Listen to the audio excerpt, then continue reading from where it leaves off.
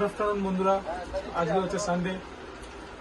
আজকে বাড়িতে ছিলাম, ছুটি, তাই জন্য মা বানিয়েছে আজকে মুরগির মাংস দিয়ে খিচড়া। মা একবার দেখিয়ে দাও বন্ধুদের, দেখিয়ে দাও কেমন বানিয়েছো খিচড়া। খিচড়ি সবাই যেরকম বলে। এই দুটো শসা, দুটো টমেটো, একটা লঙ্কা। তো আমি এই ডালে চালে খিচড়া মাংস দিয়ে আমি ট্রাই করে দেখিয়ে দিই তোমাদেরকে কেমন হয়েছে, তার রিভিউটা আমি বলে দিচ্ছি।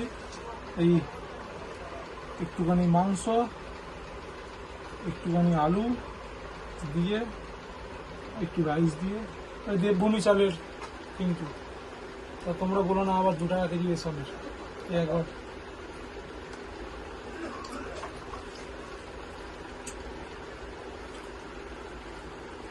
খুব ভালো হয়েছে, তোমরা একদিন ঘরে ট্রাই করে দেখো।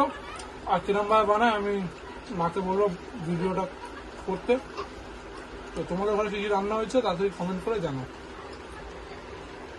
টাটা।